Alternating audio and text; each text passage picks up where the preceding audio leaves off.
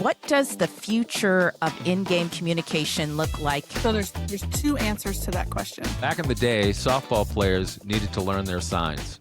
Now they need a charging cable. Let's find out why.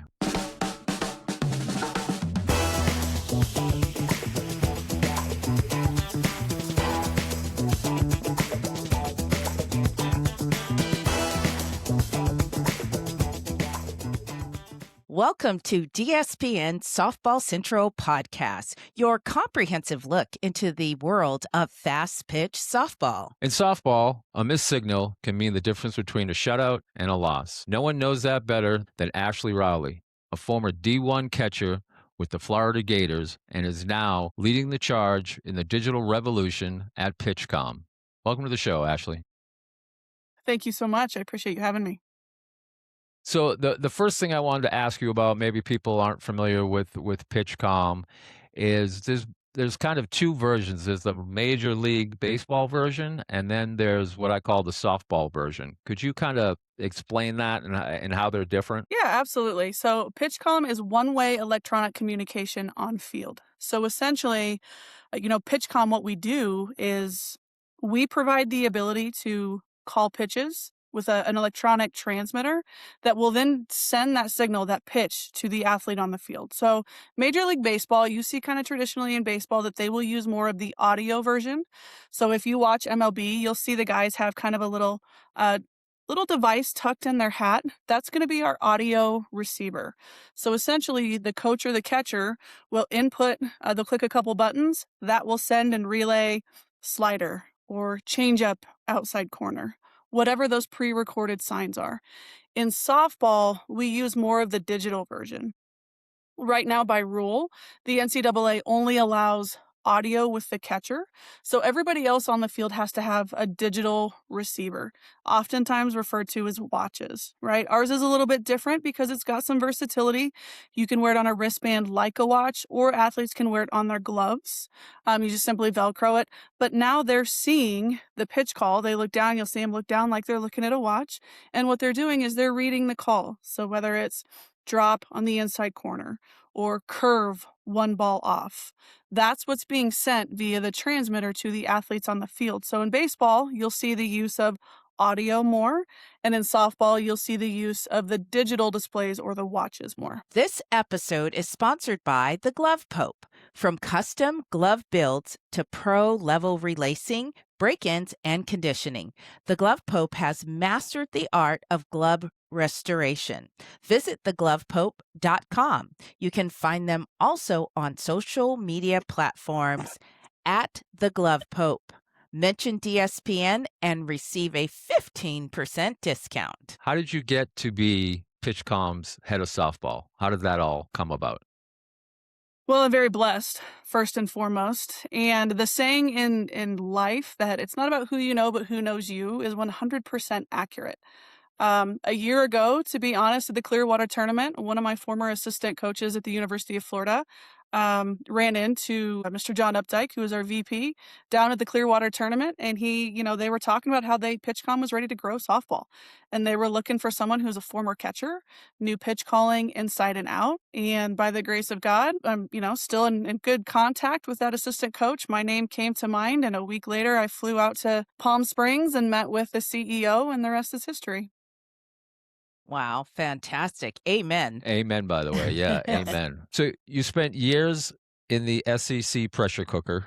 Was there ever a moment where, like, behind the plate and you're flashing signals and maybe the runner on second base is picking them up? Did you ever think there's got to be a better way? Yes, there's got to be a better way. But essentially, what we did was we evolved. We got creative. Right? So if there's someone on second trying to pick signals, which happened all the time, right? You can see runners waving one hand or the other, trying to indicate which side of the plate it's coming to. We would then get creative and go to, okay, I'm going to do a combination of 3 signals, right? I'm not going to give you a location, but you're going to know the combination that I give you, which one's pitch, which one's location, and I'm going to stay set up in the middle. Now it's up to the pitcher to adjust kind of their focal point, what they're looking at me, right? Instead of me putting a glove where the pitch is, they're going to snap the pitch off my shoulder or my knee, right? So we got creative from that perspective. But to think that it ever goes electronic, you rewind, it's been a hot minute, but you rewind and go, in that moment, yeah, there's always going to be a better way, but I don't know if my mind necessarily went to electronic solutions. It Right. was just how can we get more creative with the tools that we have? Yeah, I love that. I love that mixing it up, and it's the 2nd inning and I tap my left knee. That's not the same thing it means in the 4th inning when I tap my left Mhm, knee. And, mhm. so that I mean, that's a lot of learning and remembering on top of everything else that's going on in the game. I mean, the game is so fast. What problem was PitchCom trying to solve when it was created? Well, PitchCom was founded on the heels of the Houston Astros sign stealing scandal. So essentially, our co-founders, John Hankins and Craig Filichetti, are both magicians. This is a cool story. They are both magicians. One is a microelectronics engineer and another is a patent attorney. Huge baseball fans, and they obviously watched the World Series and said, "We can we can solve that problem." And they did. They at that point went to work and they invented PitchCom, and Major League Baseball was their very first client. Oh, That is a good client to have. I read part of Yes. that I read part of that story, and I was like, "These guys, first of all, they're smarter than smart, right?" But it is a fascinating story, and, there's a lot of Dodgers fans that are very thankful that the barrel has been thrown away, so to speak. So, what was the resistance to PitchCom early on? Like, what did people say? Well, like, was it, "This'll never work"? Was there any resistance to it? Well, yes. I mean, change is scary, especially when you're talking about a game that is America's pastime, right? The evolution of the game as we know it, I mean, you look back into the early days and watch how the game is evolved, and now you're introducing something that's completely foreign and it's kind of scary, right? So there was some resistance. There was, is this really going to work? What is this? How does it work? And then after time, after the guys got used to using it and they implemented it and they tried it, they said, "This is cool. This is really cool." And I gotta tell you, I mean, I had the exact same experience. As a coach, I completely skipped over the wristband era, the 5, 4, 3. I completely skipped that. I loathe that concept from a player development and what it does to the athlete's focus level, pace of the game. And so up until I was introduced to PitchCom, I was old school with signs, right?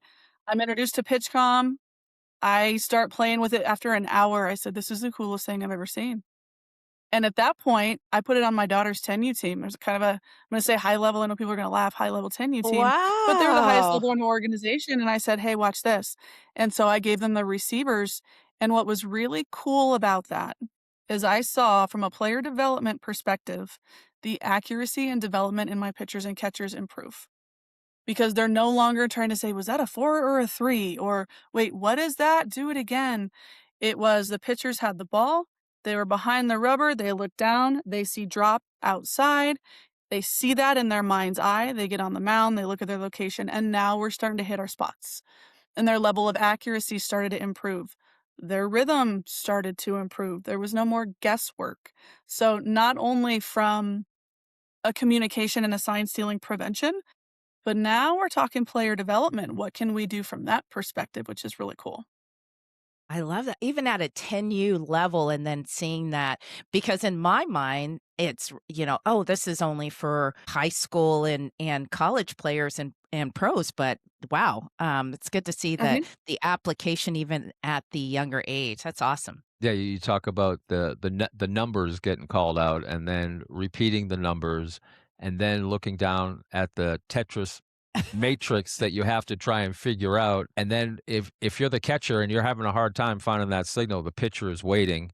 And sometimes you just blow it off and say, "Okay, I'm just going to wing it. I'm just going to put my glove where I think it might be going, and here we go." Ashley, did you ever have a moment that you realized PitchCom was going to change the game and not just improve it, but absolutely change the game? Change the game, enhance the game. I think I like that word better than change the game because the game is always going to be the game, but it's going to evolve. And there are ways that we can enhance it. You look at athletes are just faster, stronger. You look at bat technology. I mean, the first time I picked up a composite, an Easton Ghost, and I hit a ground ball to a kid, I almost killed her because I'm like, you get to hit with this? My gosh. But from a technology perspective, you look at the data that's now available to teams, especially high-level teams. And now what relationships such as a PitchCom and a Synergy can do together from a data production, from a player development, from a scouting, from efficiency in game. I mean, we've got a partnership with the AUSL, and part of ESPN's mandate is they've got to keep their games under 2 hours. Well, that pitch clock has got to be efficient. Okay, how do we get more efficient then to stay under that pitch clock, right? So there are tools to enhance the game, not necessarily change it, but to make it better. Is there after the game a record of what pitches got called in what order? So then later on, the team can go back and do an analysis and saying, yeah, her drop ball was really working today. Or does it record? Is there a printout after the game or anything like that? Just out of curiosity. So there's 2 answers to that question. The Okay. first one, present day, typically what teams will do is they'll have a staff member behind home plate. They'll have a PitchCom and they're going to track. So they're going to chart all the pitches. They see what's called. They're behind them. They've got a radar gun. They can see the location. They can see the velo of it, and they chart that. Now, the next iteration is a data logger, which is getting ready to get released here in a few weeks. And we just announced a partnership with Synergy, which is coupled with TrackMan. So you take the technology of a TrackMan and the Synergy data, now you incorporate the pitch calling log. Now you've got exactly what you just talked about. You can go back and reference where was the exact location, what was the spin rate, what was the velo, what was the results. I mean, the information now is limitless. So take that, game changer. Yeah. A couple of these next questions we have, we've kind of been answering as we go. Like, how does PitchCom change the pitcher-catcher relationship? We kind of talked about that, unless you want to elaborate on that. Yeah, PitchCom doesn't change the pitcher-catcher relationship. That relationship is still rooted in the catcher knows everything about that pitcher. In bullpens, they know what motivates them. They know what cues, what keywords. They study their release. They study their follow-through. If they miss a pitch, your catcher knows exactly what your adjustment is. So that relationship doesn't change. The introduction of PitchCom fosters the efficiency of that relationship. Some argue sign stealing has always been a part of the game.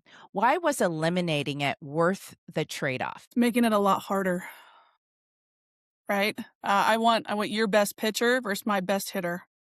I don't want them to know what's coming because that makes the game easier. I want your best versus my best. Let's see what the outcome is. Have you seen measurable changes in pace of play, confidence, execution since teams adopted PitchCom? You're seeing efficiency from a pitch clock. You're seeing efficiency from a pitcher-catcher rhythm. For example, sometimes pitching coaches need to slow down a pitcher. They get going too fast. And this allows them to kind of hold them at the pace that the pitching coach wants them at. Defense, if you really know what you're doing from a programming perspective, you can program defensive receivers to include information on shifts that couples with the pitch call, right? So the amount of information that you can now communicate enhances the overall execution of the game, whether it's pitcher, catcher, or defense related. I love the fact that every player has the watch on, because just like you said, if they know it's going to be a pitch outside to a right-handed batter, that right fielder can move over a little bit, anticipate where that ball's going to be. They don't have to be looking down at their wrist for numbers. They just look down and read, and they know. And it's great. It's really great. Ashlie, critics say technology can create crutches. How do you ensure PitchCom enhances IQ instead of replacing it? Well, PitchCom is a tool. PitchCom is a tool to enhance the game. It doesn't remove the fact that you still need coaches to teach the game. right? So this gives you the ability to teach at a higher level and execute at a higher level. But from a player development perspective, as coaches, we still have a job to do. Should everybody still be learning traditional signs? 100%. I mean, you always have a backup system in place. Just like anything in life, your phone can stop working. And what do you do? So as a good coach, you always have a backup system in place. And so whether it's arm cards, whether it's a numerical system, if you have to have that, then it's a smarter scenario to be prepared. I mean, Ralph Weekly said it best at Tennessee: fail to plan to fail. What level of play do you believe PitchCom actually becomes necessary rather than optional? We talked a lot about the player development at the younger ages. So if you have the resources to implement at the younger ages, there is huge benefit in that. Now, if we fast forward, I think 16s and 18s is really where it becomes something now where you are preparing your athletes who are going on to play high level and college softball. You're preparing them with the tools that they are going to use when they get to college. It's not going to be new technology. It's not going to be foreign technology. Our coaches in the travel ball industry, our job is to prepare them to succeed at the next level. So at 16s and 18s, that's when it's really, really advised to start implementing some of the technology that they're going to see in college. So, do you think that PitchCom has changed in-game coaching strategies at all? Yes, I do. If you have the opportunity to watch any of the high level coaches coach, I get the opportunity to kind of work with some of these coaches on how they program, and to see the different strategies, the different complexities, and the way that they use the technology. There's a coach at a top 10 team, which I'll remain nameless. His innovation is off the charts. And he'll come to us with ideas. Hey, what if we did this? Okay, let's go. And to see how different programs set up their approach is fascinating. What's something coaches misunderstand about PitchCom when they first adopt it? I think it's really the massive amount of versatility that it has. I think coaches will say, "Hey, it's just for pitch calling." They don't get into the different complexities of defensive shifts, defensive situation calling. Now it's approved on offense. Now I'm watching colleges. What you used to see is the the head coach be at third base. Well, guess Mm-hmm. what? Now the head coach is in the dugout, and now everyone's got their watch, even the base coaches, and she's calling the offensive plays from the dugout because you know why? She's got charts. She's got different strategies she can look at. So now we're getting smarter with the use of technology. So I think that's probably one of the things when coaches first adopt it is they limit themselves to what they think the capabilities are. Do you think PitchCom levels the playing field, or does it widen the gap between programs that don't use it, or that maybe they can't afford to use it? I think the answer is yes to both of those. So, for example, the ACC, we just did a conference-wide deal with the ACC that leveled the playing field. Each school has the option between two packages. It's at a reduced cost, and now that's leveled the playing field. Now, if you're talking, a program that has got the means to have PitchCom, maybe they can cover the entire defense versus just pitcher, catcher, coach, versus a school that maybe doesn't have the means. I do think you're going to see a little bit of an efficiency gap. I mean, it's certainly possible.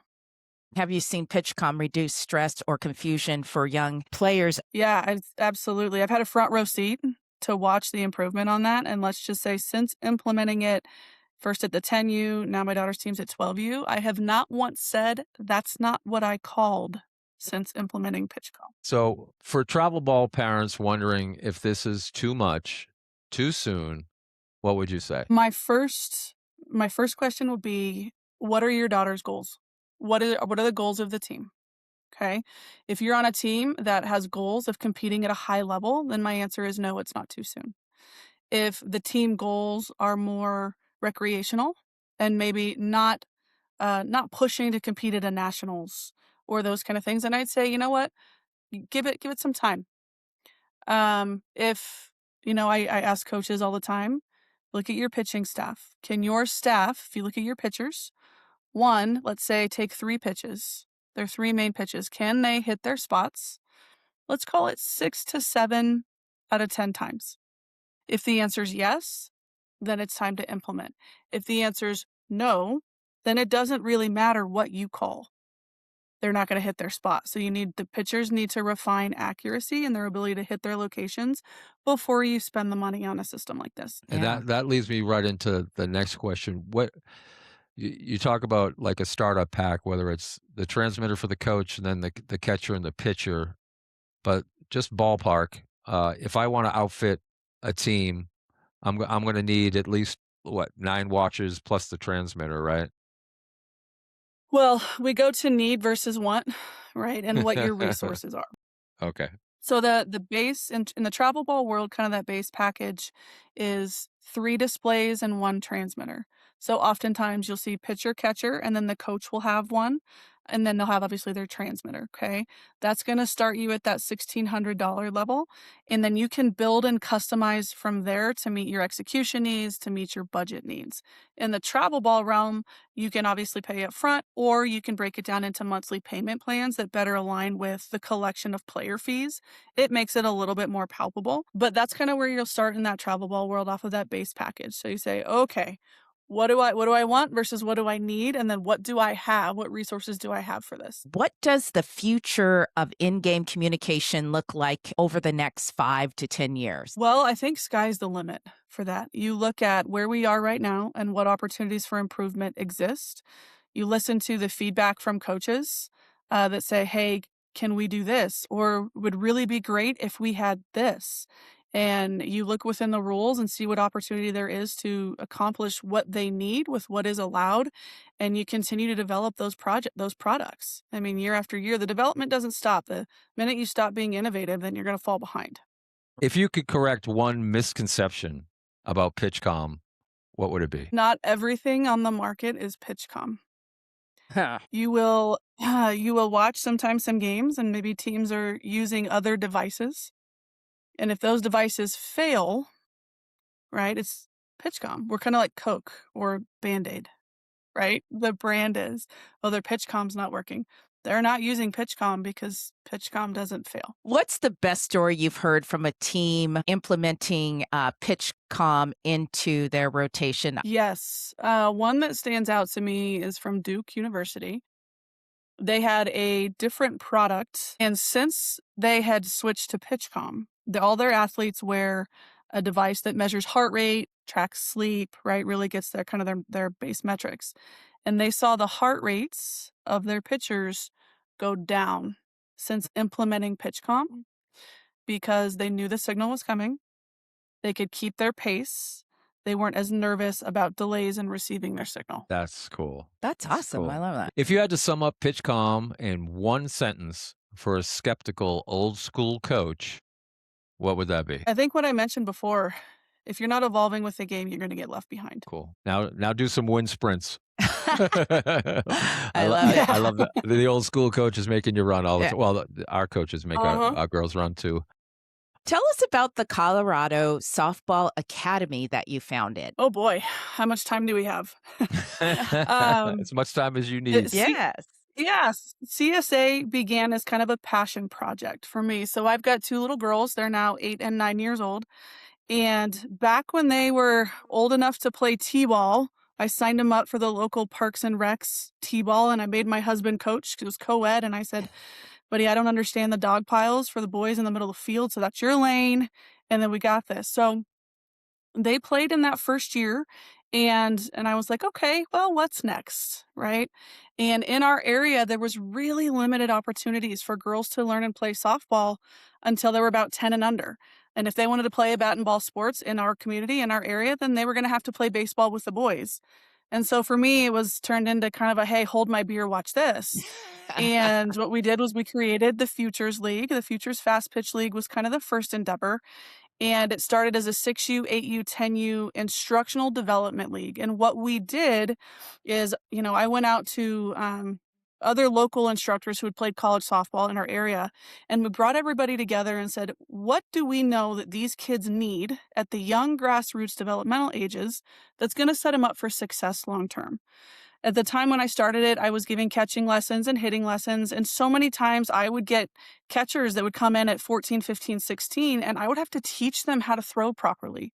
I would have to undo years of bad habits. So what we did with the Futures League is we developed a set of rules that we knew would set these kids up for success. We developed a curriculum that would teach them the game and really prepare those kiddos who wanted to move on at a higher level for success in the future once they got to that competitive age. So that's how it started. Then the next phase was kind of a facility. I never had an organization mindset or built into the model. I wanted a home for girls to learn how to play this game. I wanted a home for female athletes to know that they are safe to fail and to fail forward, and they're surrounded by people who are going to pour into them and build them back up, not tear them down, where, they walk into a weight room and they can lift and be themselves and not have to worry about the guy who's standing next to them, or hit in a cage and not have to worry about the guy that's standing next to them, because we know we're going to get the best out of our athletes in that environment. And so that was kind of the next iteration. And we had all of the best instructors in the Northern Colorado area that played, Division I softball. I have Riley Frost, who played Utah State, Chris Hutton, who played at CSU, Taylor Gentry was CSU, Haley Hutton was CSU, Lauren Page was Northern Colorado, Shelby Babcock was Arizona, Sophie Frost was Cal State Fullerton. I mean, we had a powerhouse of instructors and coaches. It was fantastic. So it was a month before we opened the doors of the facility, and we had a handful of kiddos come up to us and say, Coach Ash, where do I try out for next season? And I just didn't love the options of where I was going to send them. So I looked around at our staff and I said, does anyone want to coach a 16U team? And Liv raised her hand, and we put it out there. And 2 weeks later, we had 88 kids show up to a 16 and under tryout. So then we had 2 16 and under teams. And so a month later, here I've got 8 competitive teams. And I said, well, I guess we're going to build this house as we're living in it, because clearly there's a need in the community and in the area. So that's how it all began. The other pillar of CSA is our foundation. In 2019, when this all kind of started out of my garage, you kind of hear those stories every once in a while, but when my girls got old enough to where, one, I could see straight, I didn't have 2 under 2 and 2 in diapers anymore. I told my husband, I said, I want to give lessons again. I've got 2 in daycare. I need a little bit of a side hustle. Plus, I want to introduce them to this game that provided me so much. So he put up a cage in our garage, and I said, I'm going to take on 8 catchers. And every kid that came in my door, the first thing out of their mouth or their parents' mouth was she has no confidence. Well, coupled with an experience, my niece, she was 12 at the time, lived in Ohio. Her mom called me and said, Ash, I want to give you a heads up that Presley's good friend died by suicide, because 2 little boys walked up to her on the playground and said, you're fat and you're ugly and you should kill yourself. And she went home and she did. So for me, as a mom of a 2 and 3-year-old at the time, I looked at them and said, what kind of world do I want them to grow up in? And who do I want them surrounded by that will pour into them to, if something like that ever happens to them, they punch that kid right in the nose. And so that was kind of the beginning of the foundation. So the foundation is set up to provide scholarship opportunities for kiddos who maybe just their current scenario doesn't allow them. This is an expensive game. We cover the cost of mental health for athletes who need it, clinical mental health. So if any of our coaches identify an athlete that could use some clinical mental health therapy, or we have an athlete that expressed a need for help, we remove the financial barrier. And basically what we do is we introduce them to the local therapist we work with, and I get the bill, and it's no cost to them. The other piece is coach professional development. We know that we have to rely on volunteers and others in the community, and we try to replicate ourselves and our experience in those people to provide the best community and culture that we can. So if there's opportunities where we can send them to the NFCA convention, or we can cover travel to showcase tournaments, we want to be able to have the ability to do that. So that's the foundation piece that kind of parallels with the player development piece. Wow, so much to unpack there. Very impressive. Amazing. That's a whole podcast by itself. Wow. Exactly. That is amazing. The one thing I really love that you said is fail Punch forward. in the nose. Well, okay. I did like that part too. But fail forward and pouring into them. We'll be right back with the 7th inning walk-off.